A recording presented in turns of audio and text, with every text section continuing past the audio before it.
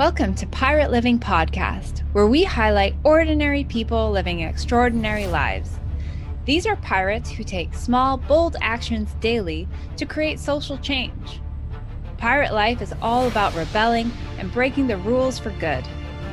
Creating lasting social change starts by first breaking our inner rules. After all, the hardest rules to break are your own. The pirates we highlight have dedicated themselves to creating good trouble. So today we're going to be doing something a little bit different. We kind of figured we've done over 200 episodes. No, 200 episodes? 100 episodes, 2 years almost of this podcast, this pirate podcast. And yet we haven't actually dove into any pirates. So we decided to rectify that a little bit and do a little research episodes on some of our favorite pirates out there. So today Kristin is going to get started, and what pirate did you pick, Kristin? Well, and I was going to add too before I get started into who I picked. When we were talking about this, like I started throwing out different podcasts that you two like, have you heard of this one? Have you heard of that one? And you love true crime. I used to listen to more of it. I had to take a step back, but one of my favorite true crimes for the longest time was listening to My Favorite Murder. So I titled this My Favorite Pirate.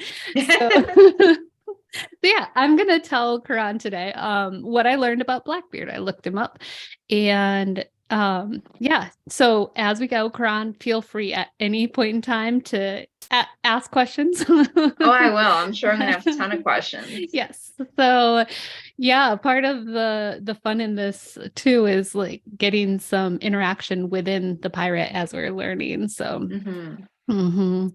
this one I decided to pick because Blackbeard is one of the most well-known pirates. He's been, so if you ask somebody to name a pirate, I'm guessing Blackbeard's going to be one of the names. Like the other ones are most likely going to be fictional ones, like Captain Hook or Jack Sparrow. But Blackbeard is a name that found its way throughout the ages that people still recognize. And he's even been villainized within movies, I guess. There were some lists of names of movies where he was created into the villain, and now I don't remember what they were, but he went from being this name that was known during the golden age of piracy to his legend continued throughout the years after. And the most interesting thing about that was once I started digging into him is in all actuality, not a ton is known about him. And the biggest part is there's a big lore and legend around him, but not even sure what's true and what's not. And part of that comes from, there's this guy, he has two different names. I only remember the Daniel Defoe one, but he wrote about 20 years after Blackbeard's death, he wrote a story about Blackbeard, and it was largely fictional. And it was a lot of what is believed to have added to the legend and the lore that made him so big. But before I get into it, when you hear the name Blackbeard, what do you think of? What have you heard? I heard that he looked like a demon, and he had like smoke and fire and very theatrical, almost like very much using like crazy intimidation tactics and just kind of larger than life. That's what I remember. Yeah. And there's also, I'll preface this because it will come up a few times. There's a fun show out there called Our Flag Means Death that HBO did about Blackbeard, and then there's a period we'll get into where Blackbeard meets up with Stede Bonnet, the gentleman pirate, and they have some shenanigans. So anyhow, the HBO show is hilarious, but it was fun looking through this to see some of these things were actually accurate to what is known about Blackbeard, and his time with Stede Bonnet, and a large part of it were just comedy. But we do love some good pirate shenanigans. Mm-hmm. What did they call it? I think they called it a fuck around on the show. Yeah. Uh-huh. Well, and I'm excited to find out. So yeah. So are you ready to learn more about Edward Teach, AKA Blackbeard? I am ready. Okay. I'm excited for this one. Yeah. So like you said about Blackbeard, I think one of the biggest things about him is that he is a master of branding, and we'll get into that more. But yeah, he's a pirate in the sense of he branded himself really well. And also I lost my train of thought what that also was. Also something else. It'll come back. So yeah, even though he's one of the most well-known pirates out there, he was not the most successful pirate. Mm-hmm. He did not have the greatest fortune in his piracy. He also did not have the longest reign as a pirate captain. In fact, he only was a pirate for about 15 months. Oh, which, yeah. That's surprising. Yeah, seems like it should be a lot longer. Yeah. So considering how his name has lasted throughout the years, you'd think, yeah, he would have been the richest. He would have had the most successes. He has the most kills. They don't even know if Blackbeard actually killed anybody. Mm-hmm. Like, yeah. So I think I'd heard that. Yeah. Yeah. So it's a lot of like the stories, like creating the stories around him. Like you said, he created the story of himself being like this monstrous demon from hell, like to scare people off. So there's a lot of rumors around him, and those mostly came about after his death, and it's hard to know which ones actually happened and which ones were made up. But yeah, so Edward Teach is the name, or the perceived name, of Blackbeard. He was born, they're thinking sometime around 1680 AD, but really not a lot is known about his early life. And by not a lot, I should say nothing is known about his early life, because they don't even know for sure who he was. The last name Teach is the most agreed upon, but people would use last names like Thatch, Tack, Theach, or Drummond. Okay. That one's my favorite, which has me wondering too if that one actually was the most true. Like maybe that's the one that was actually his name, because it's so far off from all the others. Yeah, it's crazy. I wonder, like, where the hell did that come from? I don't know. Maybe that was his middle name. Maybe. So oftentimes pirates would use a fake name in order to protect their family name. But yeah, because of this, there's not really anything that's known about him or his family or how he grew up. So what is, I wouldn't even say known, it's guessed upon, is that he likely he was likely brought up in a respectable, wealthy English family, and that's guessed at because there's evidence that he could read and he could write. On his death, they found a letter on him, so I think that's part of the assumption too, of like, if he has a letter from somebody, he was able to read and he was able to write back and forth. And then there's speculation that Edward Teach worked as a privateer for a while before he became a pirate. And so a little backstory on what was happening before he became a pirate was there was a war going on. Well, first here, I think I skipped ahead. So I'm skipping around in my notes by ad-libbing and reading. So let's start with this. He was a privateer. privateers were looting the Spanish ships and doing the same things that pirates are doing, but they were doing it for the English Royal Navy. So during the golden age of piracy in the 17th to 18th century, the West Indies were a hub for many pirating shenanigans. And it was also a time when the seas were active with colonials moving and merchant ships trading. And then, so there was a lot going on in the seas at this point in time. And there was, in the middle of this, a hub on an island called New Province, which is a place where the pirates would relax and they would have fun.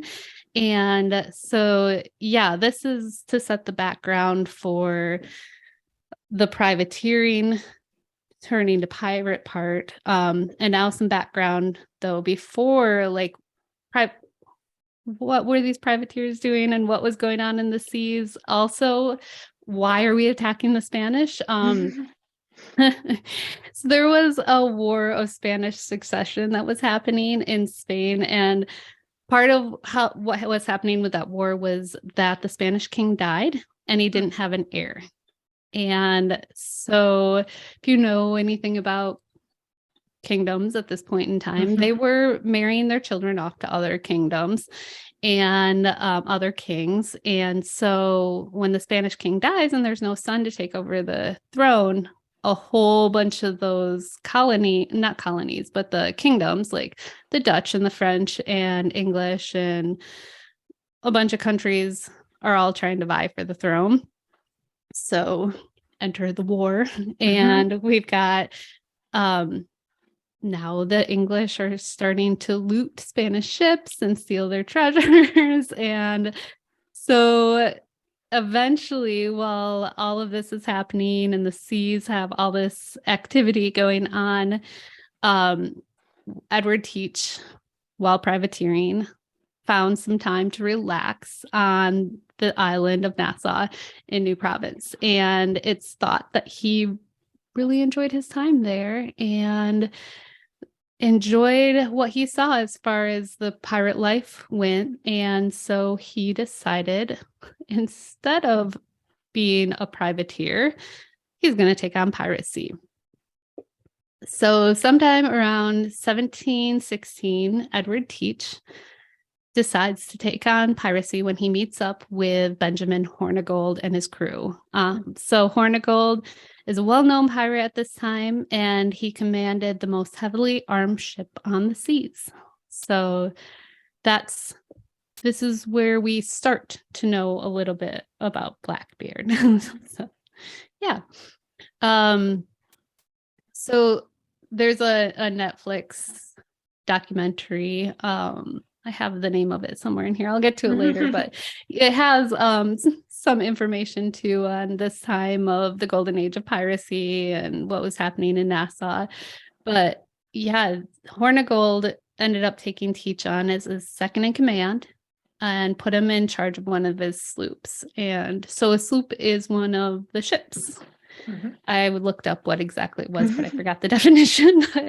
Basically, pirate ship. So together, Teach and Hornigold, they seized 3 merchant ships in quick succession. So he's getting his feet in the water, and first they get a Spanish ship that's carrying 120 barrels of flour. The second ship is a Bermudian sloop with a cargo of spirits. I know, from your country. Stealing from my people. Yeah.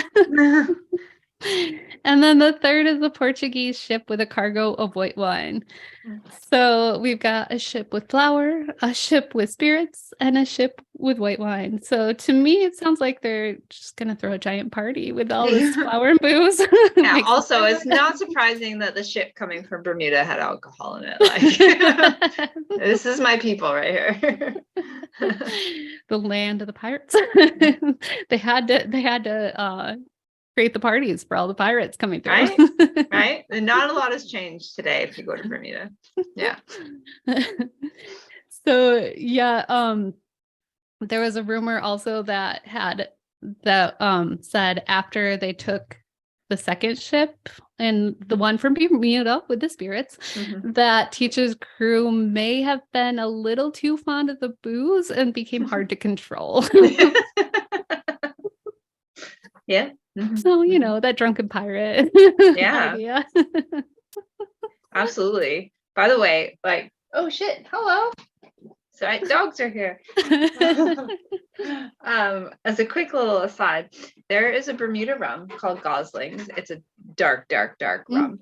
And I think you guys can get it in the States. I know we can get it in liquor stores here in Canada. So if anyone's looking for a really good, super dark rum, try the Bermuda Gosling's rum. And maybe that's what Blackbeard stole, and that second ship could be just barrels of Bermuda rum.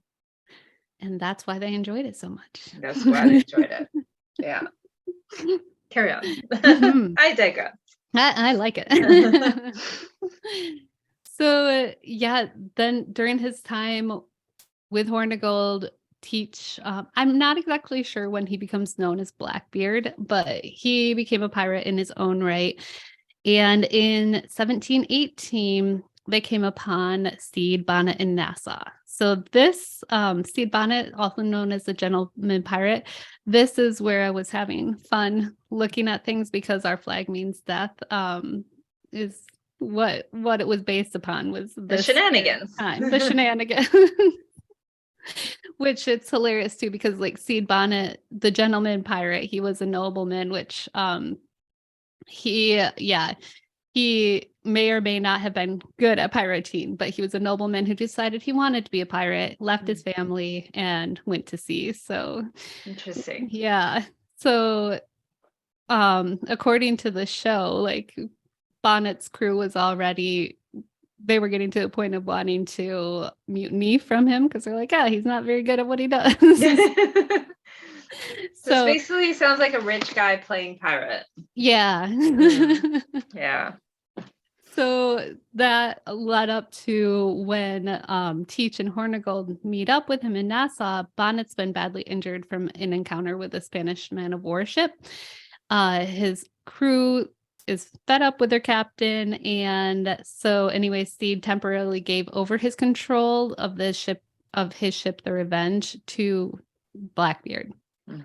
So now Blackbeard has control of two ships, which are the Ranger and the Revenge. So his crew is building, and he's got more people in charge.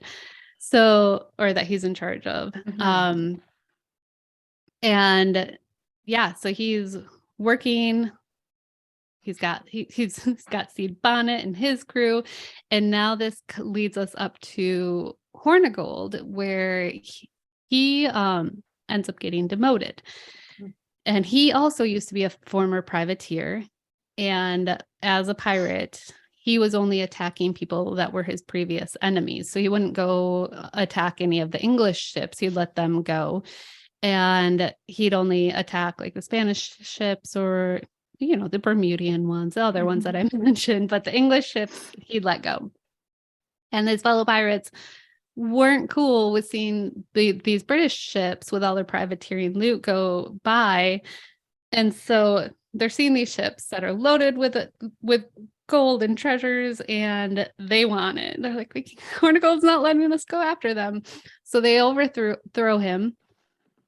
And then it's not known whether Blackbeard was part of the mutiny or not, but Hornigold was given the Ranger, and then Teach had the Revenge. So they split ways with him. They gave him back his ship, and now he's got charge of Stede Bonnet's ship and crew and all of those fun things.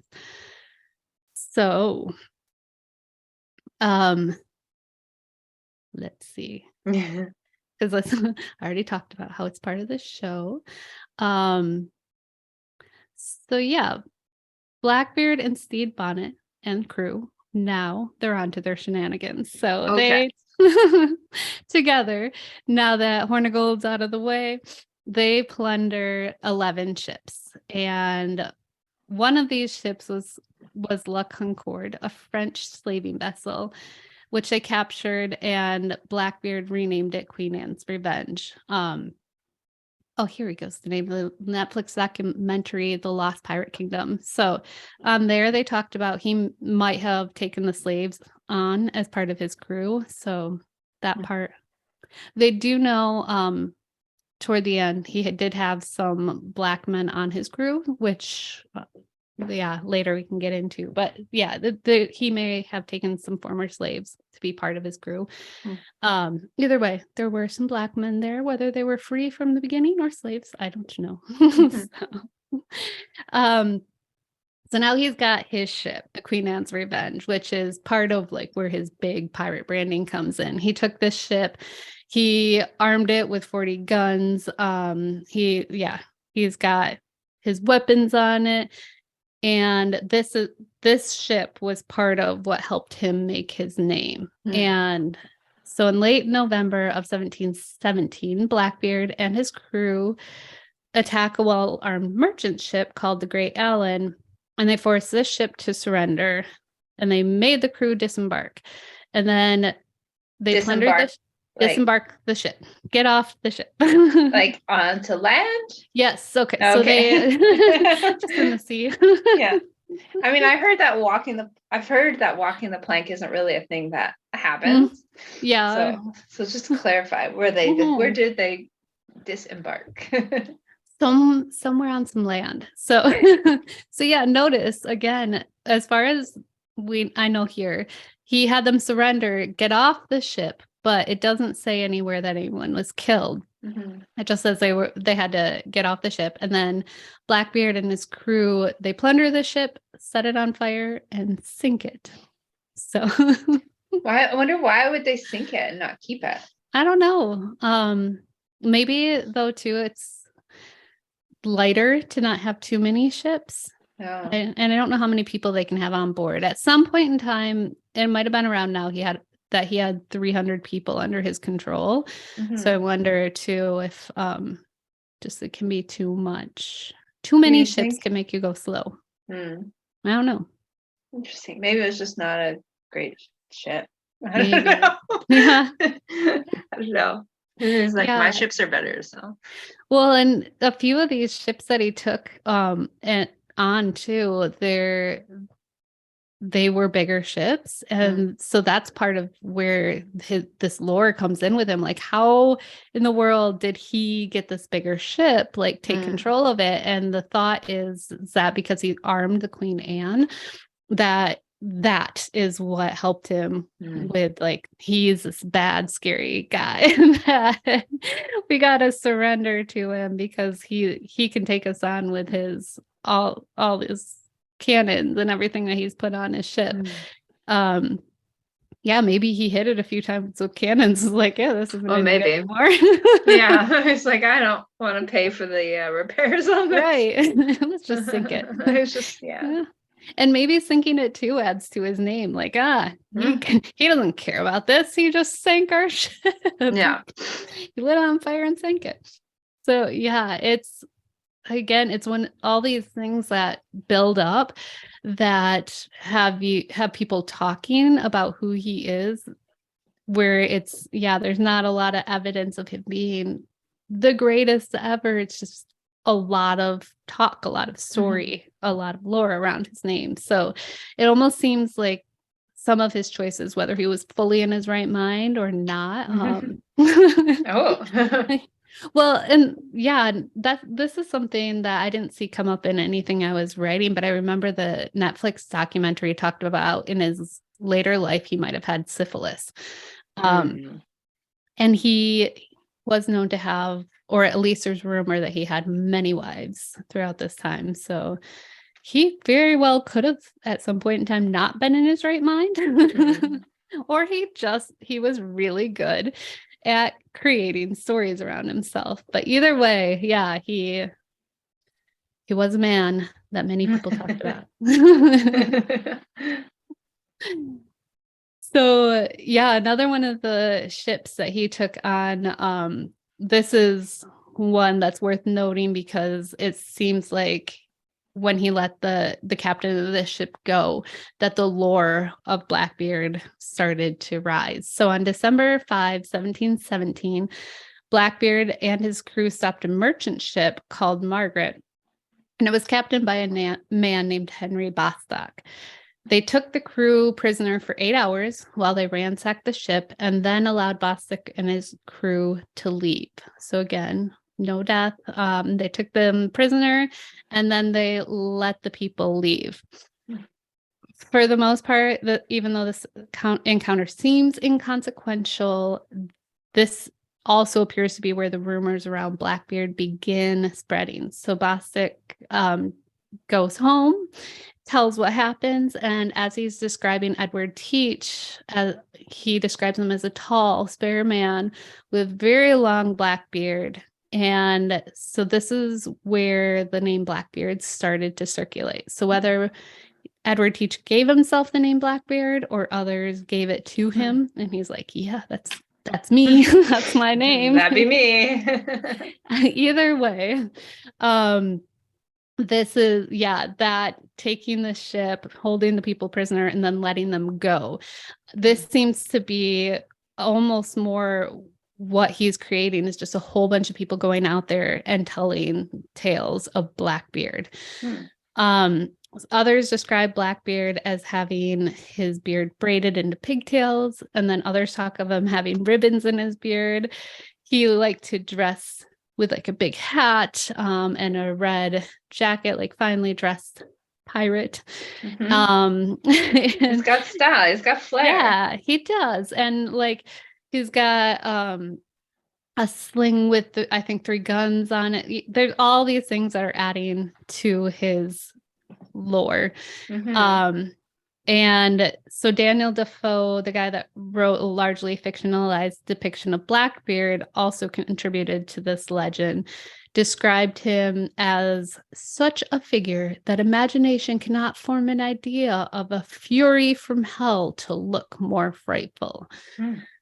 So yeah, that's where it starts becoming foggy on where these things that Defoe created later on based off of like 20 years of story building up about Blackbeard, or did any of these things truly happen?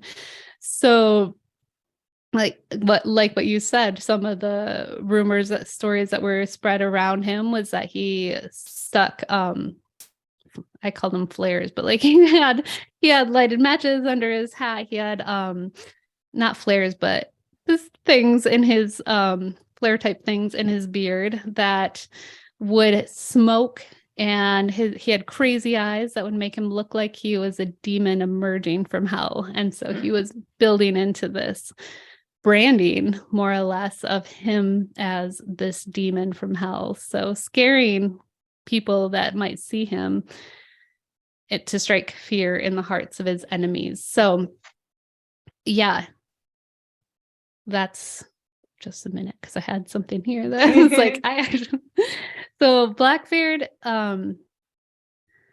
whether or not like what was said about Blackbeard is true, what is noted is that Blackbeard understood the importance of appearance, saying it's better to strike fear in the heart of one's enemies than rely on bluster alone.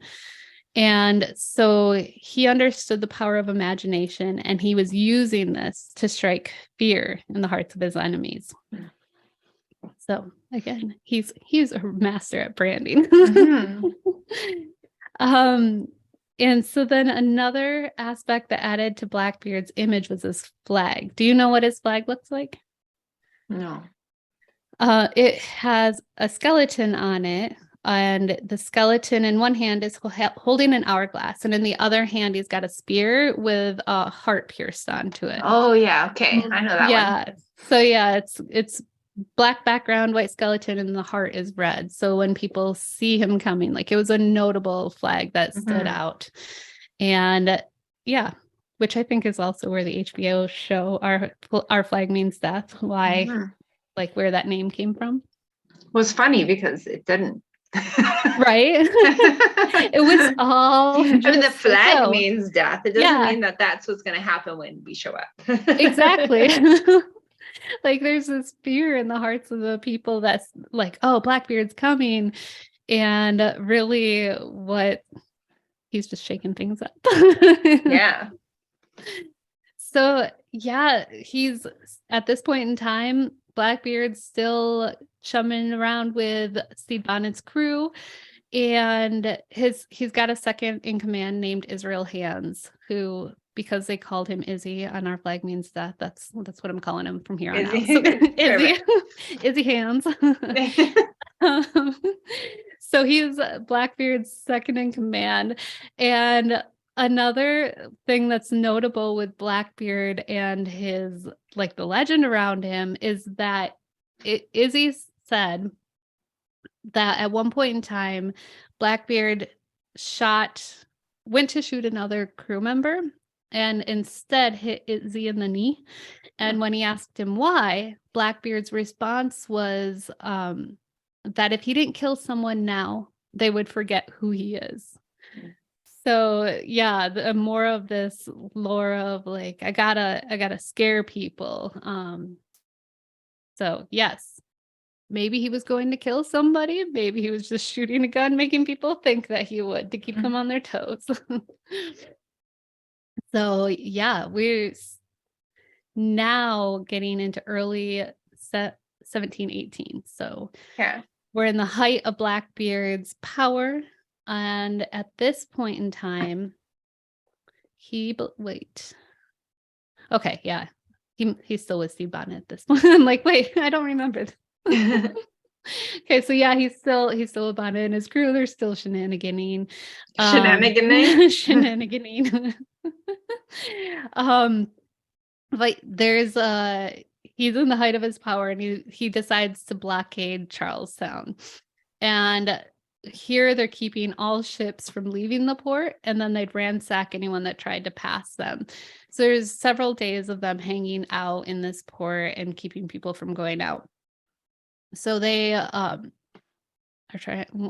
like, what do we need to do to get you to leave? Yeah. And Blackbeard demanded medical supplies and said if he didn't get them, he would send the heads of his prisoners to the governor. And this blockade went on for days.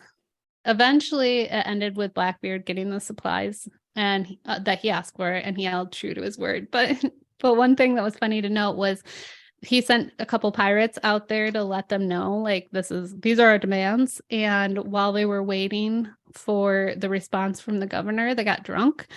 Who knows? They might have wandered off, but they had a hard time finding the pirates to get the information back to Blackbeard to be like, yes, we'll give you what you want. I wonder, why did he ask? Were you able to find why he asked for medical supplies? No. Like, of all the things, like, that's what he wanted? Yeah, and in fact, like, this is his greatest plunder, right? Yeah. Was this, like, when he blockades the Charlestown and asks for medical supplies. Like, this is his, of all things, this is his greatest, like, accomplishment. Yeah, like his greatest for some plunder. band-aids. Like, Right. I'm confused. Yeah, and so it's funny because now that you ask that, I'm thinking of on Our Flag Meets Death, they have a whole episode about one of the pirates' teeth are falling out. And they're like, we need oranges. Because of the scurvy. Yeah. So now I'm wondering if there was something like that going on where they're like, we need medical supplies because our people are hurt and we're getting scurvy. And so we're just going to plunder this town. But like, okay, medical supplies and gold. I don't know. Like, right. It just seems crazy. Right. Yeah. No, medical supplies. Right. Fair. Right. Yeah. He's got to take care of his people. Exactly. You got to take care of your crew, man. Yeah. Can't just let your teeth fall out. No. Which it's funny because on that episode, the teeth keep coming out. It's like, and the pirate thinks that they're going to be able to go back in after they find the oranges. And they're like, no, that's not how it works. No. The orange doesn't magically glue them back. Oh dear. Okay. Yeah. So yeah. Disrupting commerce for some medical supplies. And then and threatening to send back heads of prisoners if he doesn't get them. Seems overkill, but okay. So yeah, he gets the medical supplies, and then he keeps true to his word and goes on his way. And so that in this point in time, the date is notable that it's May of 1718 because there's now while he was in port, he got word that there's a royal pardon going on for any pirates who renounce their piracy. And so Blackbeard is still hanging out with Stede Bonnet and his crew, and they likely had a conversation at this point in time about that royal pardon. And it's possible Blackbeard even confided to Stede Bonnet that he was considering taking this pardon. However, there was a caveat to this great pardon that was being offered, and that was that it was open to all pirates who surrendered before September 5. So it's May right now. But also this pardon was only for acts of piracy before January 5, which we're in May right now, where he just blockaded the bay. So, excuse me. So he doesn't know at this point in time if the pardon will go through, if he's like, yeah, I'll take this. And there was probably a higher likelihood that people would just turn their back and be like, oh, the January one doesn't matter as long as these pirates are coming and saying, I renounce my piracy. But Blackbeard also doesn't know this for sure. So he wants to, right. So he wants to know, like, am I going to qualify for this, or are they going to hang me? So Bonnet ends up deciding to take the pardon. He may or may not have thought that Blackbeard was going to take it with him at this point in time, but Blackbeard hung back to wait and see if this would be overlooked or if this would be a punishable offense. So while Stede Bonnet's away, taking the pardon, renouncing his piracy, Blackbeard ends up stripping the gentleman pirate's vessel and marooning his crew. And again, this is another part that was funny, because in our flag means death, like this is how the show ends up. The season ends up around this point. And I was like, oh, this stuff actually somewhat happened. Yeah. So yeah, Bonnet had taken the pardon. He'd renounced his piracy, and he was going to go back and get his ship and work for the English government. But like he goes back to get his ship, and Blackbeard's marooned his crew, and he's taken the vessel and destroyed it, basically. So is he basically going to be going back to being a privateer? That is initially what Stede Bonnet was going to be doing. Yeah. Although he wasn't ever a privateer in the first place. Oh, okay.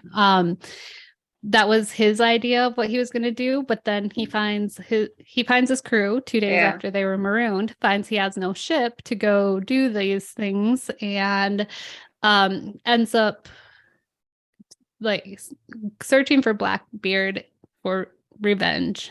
But the two don't end up meeting up again, but he's now like cursed Blackbeard, and he's out for revenge.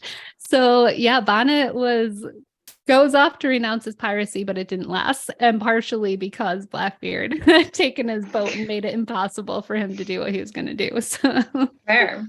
So yeah, instead he's like, damn you, Blackbeard, I'm coming after you now. Well, betrayed by your buddy, but right. Yeah. Palling around, and now and then also he's like, I think I might take this pardon. You know what? Great idea. Me too. And then in the meantime, he's like, nah, I'm not going to take this. You said you were going to. Psych. Yep, not doing this. So yeah. Then soon after this, Blackbeard lost his own prized possession, the Queen Anne's Revenge, when she ran aground on a sandbar. So he, at this point in time, is losing. He doesn't have quite as many people under his control. He's down on some ships. And in June of 1718, Blackbeard and his crew received their pardon from Governor Eden. So now they've been offered the pardon. You'd think this is the end of the story. Yeah. No, no, Okay. no. Actually, here is where things start to heat up. So he's like pardoned for the stuff for before, so he's just gonna keep like a new slate. Yep. So this man, who we don't know what his history was to begin with, we're guessing though that he likely grew up in a wealthy family, who went to be a privateer, who decided to be a pirate, and now has been tormenting the seas, is renouncing his ways and is going to just settle down and become a nobleman again. Right? Mhm. Seems right. So Blackbeard wanted to show the governor that he was serious about his pardon. So he settles down in Bath and marries a 16-year-old named Mary Ormond. Oh, and do we know how old he is at this point? At this point in time, he's around 38 years old. Okay, fair. Mhm. There you go. So, you're this wealthy. Oh, yes, I didn't say that part yet. So she's likely his 14th wife, possibly. 14. They say there were about 13 before her, but Mary's the only one that was really notable enough to name her. Oh. But yeah, she's 14. She's the daughter of a wealthy plantain owner, and they also happen to live near the governor, who Blackbeard is trying to impress and show that he's changed. It's believed the governor was also at their wedding. But yeah, a 38-year-old pirate. Like, I'm a wealthy plantain owner. I'm going to hand over my 16, maybe even 14-year-old daughter, because that wasn't clear either. But I'm going to hand her over to my this child yes, bride, right?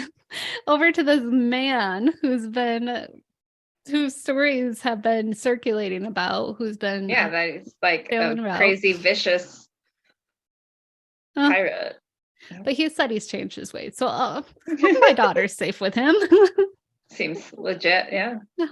He's settling down. We'll let him have my young Mary.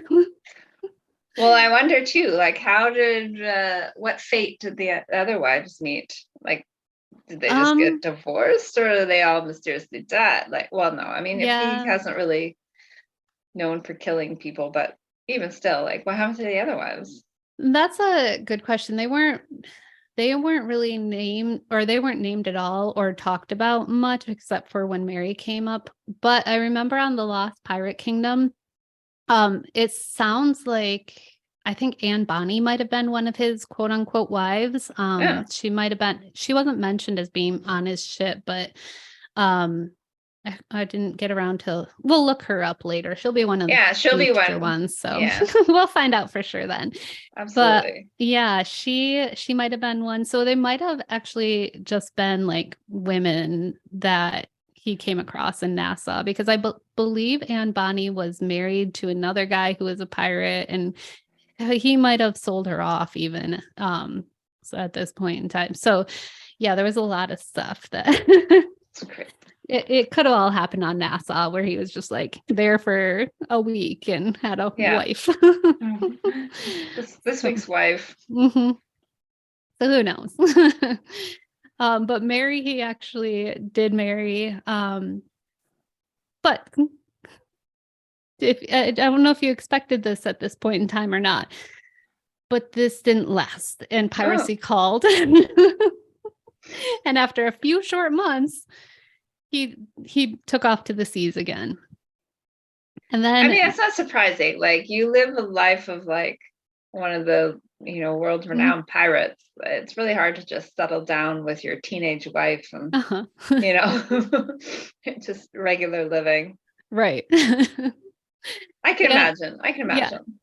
And so it's not clear exactly what happened with Mary. I mean, it'd be great if what happened is that he just left her behind with her dad at the plantation and she went on to live a happy life with someone else. But some rumors say that he offered her as a gift to his crew. So she may have come along and not. No. Yeah. So poor Mary. I know. Her dad made some poor choices for her. I don't know what he expected to happen of that. So, Yeah. Oh. but yes, poor Mary. So yeah, at this point in time, we're at the end of August and we're getting to the end of his time, but also things have ramped up. So now the governor's of Pennsylvania has a warrant out for his arrest. And yeah, so at this point in time, because we've got our Be More Pirate book.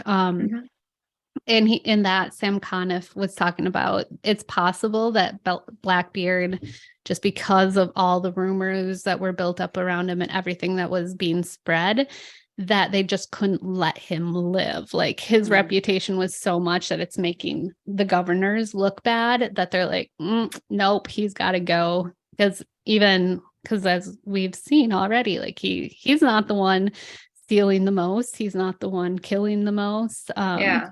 But he is the one that the most people are talking about. He did himself a disservice in that he became like this popular, well-known name, even though he's not the one doing most of the like damage. Right. he just branded himself too well for that. Yeah. So now he has this favorite place to hang out and anchor his ships in Ocracoke Bay. And or Ocracoke, I don't know if it's a bay or an island. Ocracoke? Ocracoke. It's by North Carolina. All right. And it has this perfect view for watching incoming ships. So this is why Blackbeard likes hanging out there. And at this point in time, there were a few other notable pirates in this area or hanging out there too. Calico Jack, Charles Vane. They're all hunkering down in this area because the governments are starting to get serious about pirates. And the golden age of piracy is starting to wrap up a bit at this point in time too. So the governor of Virginia, his name's Alexander Spotswood, he got word of the pirates that are congregating and began demanding that, this part's funny to me, he began to demand that former pirates make themselves known to authorities and that they don't congregate in groups any larger than 3. You can't have a gaggle of pirates. Like. No. So, pirates... You got to go to local authorities. You got to announce that you're here. And when you go out, you got to go out in numbers of 3 or less. Okay. Okay. You're pirates. You're going to stick to this, right? Right. Yeah. Okay. So yeah, he also made it legal to try pirates without a jury, which that part is notable because I think that's what led to a lot of pirates being hanged later on. So anyway, he's got this vendetta going against pirates, and he gains knowledge of Blackbeard's whereabouts, and he decides to finance an operation to capture him.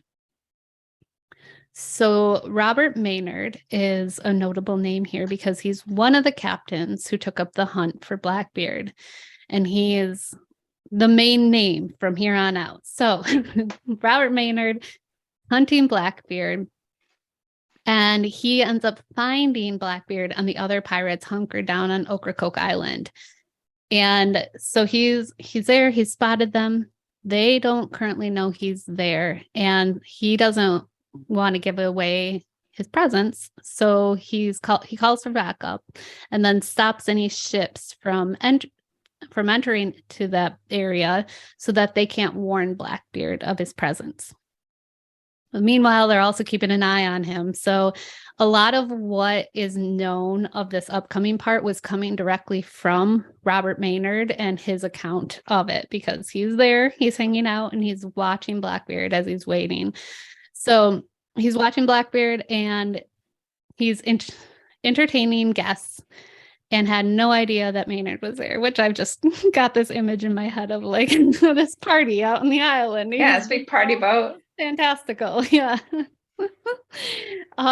This may also, during this party, this may also be the point where Izzy Hand got shot in the knee.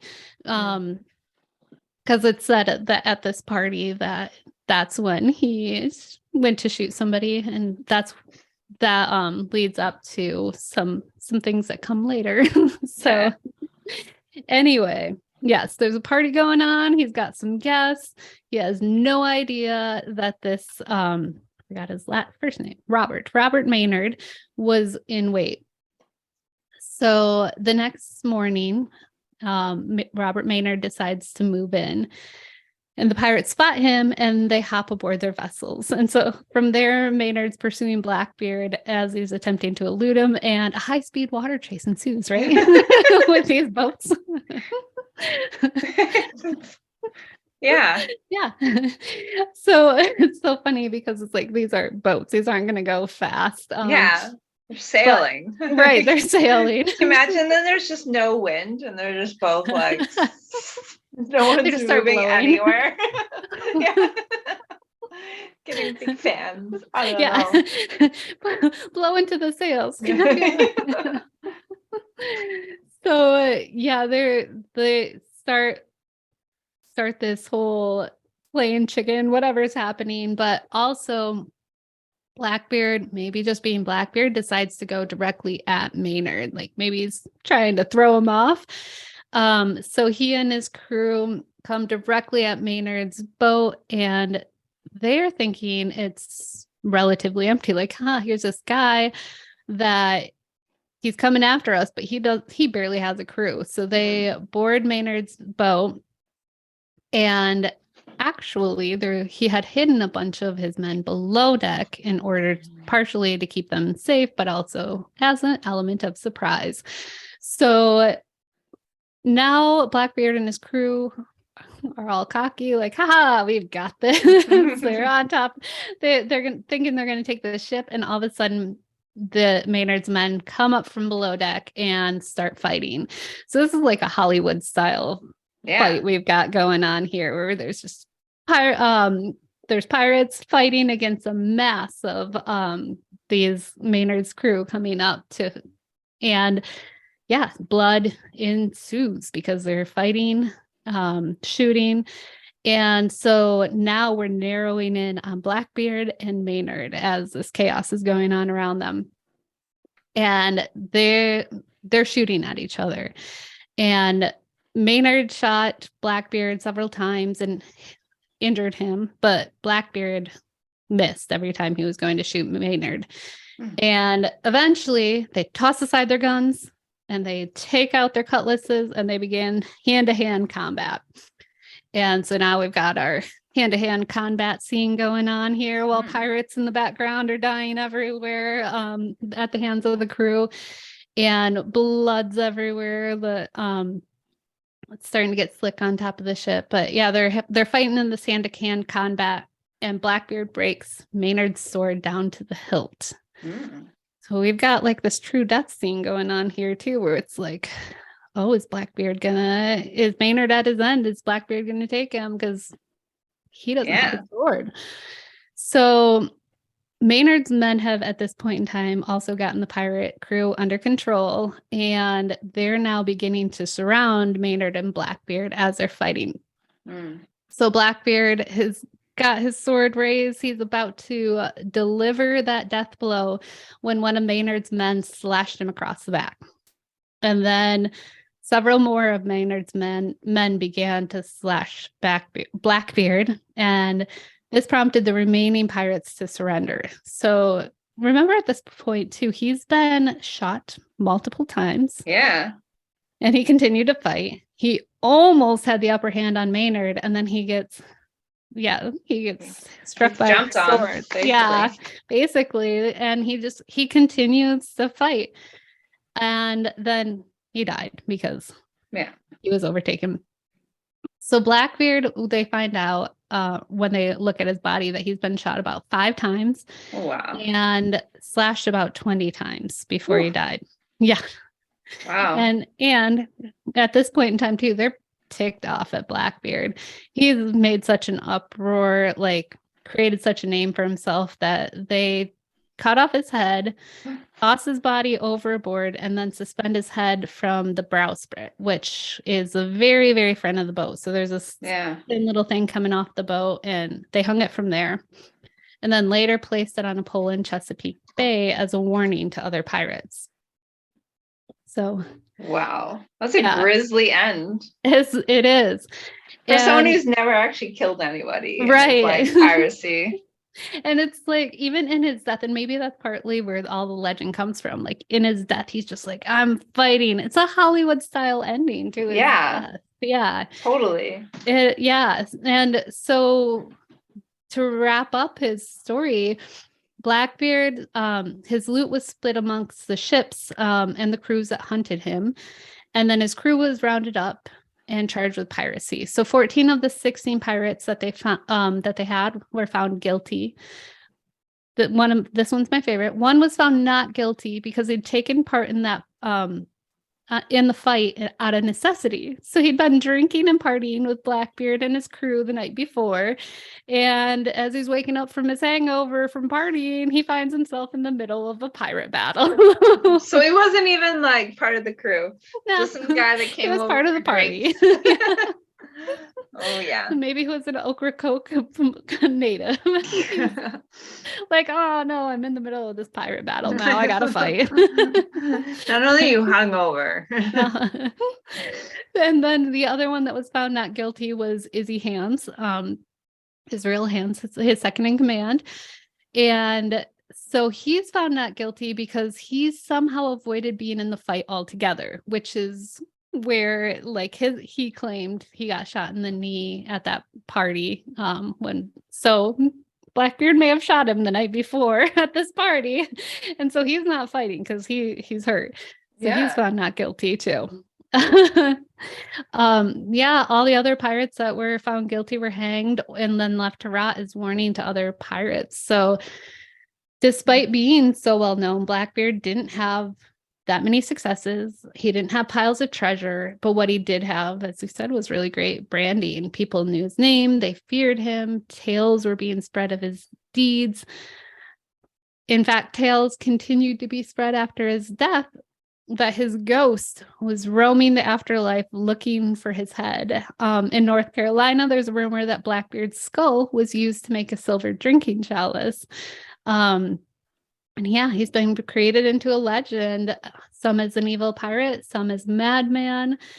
But one thing he can be credited for was as a man who knew how to take an opportunity and spin it to his own benefit. He knew how to tell a story. And as another pirate once said, a story is true, a story is untrue. As time extends, it matters less and less. The stories we want to believe, those are the ones that survive. Those are the stories that shape history. So that is Blackbeard. Well done. That was very interesting. Yeah. Crazy. What a crazy life. I know. Doesn't it make you feel like we need to be more pirate? Like we need a ship. Yeah. We ship and we can like terrorize the Pacific coast. Yeah.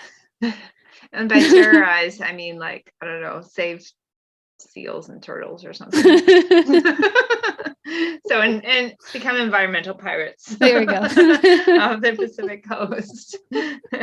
Those have to plunder in order to finance our way. Yeah. Yeah.